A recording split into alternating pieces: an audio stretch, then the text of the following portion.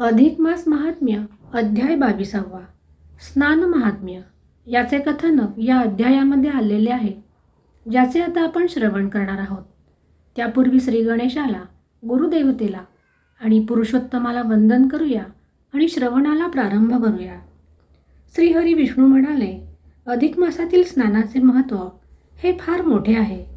याचे मी किती वर्णन करू असे मला झाले आहे. त्यासंबंधीच्या कथाच मी आता तुला सांगतो. 700 प्रेते स्नानाच्या पुण्याने कशी मुक्त झाली त्याची कथा ही ऐक. गोकर्ण पर्वताजवळ शिवपुरी नामक एक नगर होते. ते शंकराचे आवडते असे मोठे प्रशस्त नगर आहे.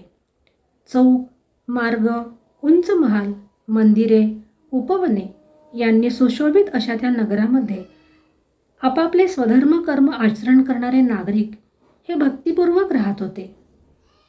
मंदिरातून भजने, कीर्तने, विद्वानांच्या सभा, शास्त्रचर्चा, नगरात समाजोपयोगी कार्ये ही सतत चालत असत.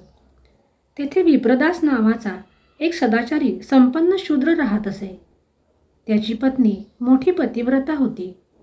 कालांतराने अधिक मास आला. त्या दोघांनी अधिक मासामध्ये स्नान आणि दान करण्याचे व्रत विधिवत स्वीकारले.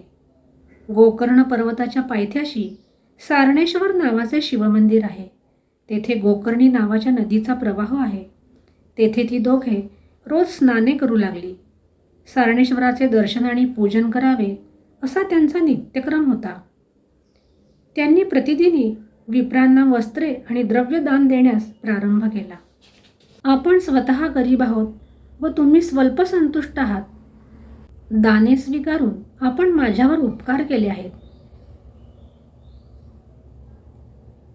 मी तुम्हाला जो काही त्रास दिला असेल त्याबद्दल मला क्षमा करा, अशी विप्रांची प्रार्थना करून विप्रदास पत्नीसह मासांती व्रतसमाप्ती करून स्वगृही आला. येत असताना त्याला मार्गामध्ये 700 प्रेतात्मे भेटले. ते अत्यंत भयंकर होते. त्यांच्या विद्रूपतेचे वर्णन हे न केलेलेच बरे असे मला वाटते.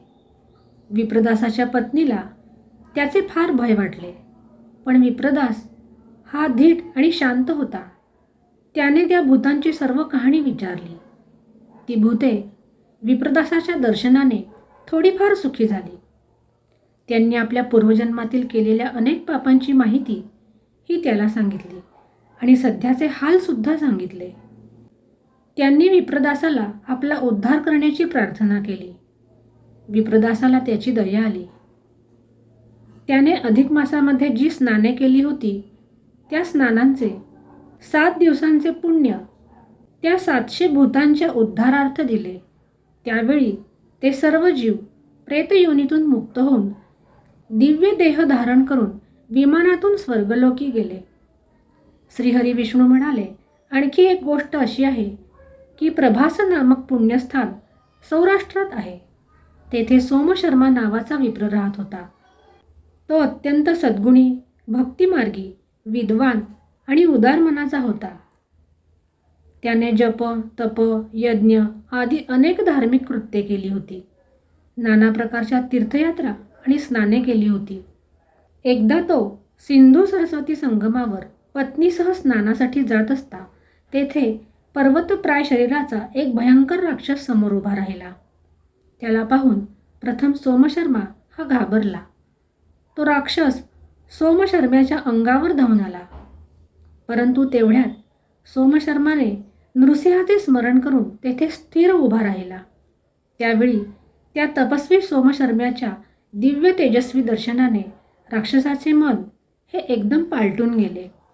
त्याने एकदम सोमशर्म्याला शरण जाऊन त्याची स्तुती केली आणि स्वतःची दुःखपद स्थिती तो त्याला सांगू लागला आणि उद्धार करण्याची त्याने त्याला नम्रपणे प्रार्थना केली. सोमशर्मा मनाशी म्हणाला, या राक्षसाचा जर उद्धार केला तर पुढील काळामध्ये याच्या हातून होणारे संहार थांबतील.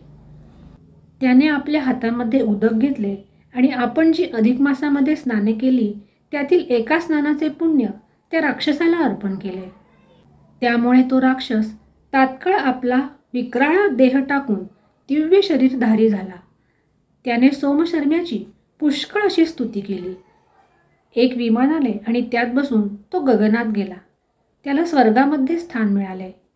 अनेक देव त्याला नेण्यासाठी आले होते.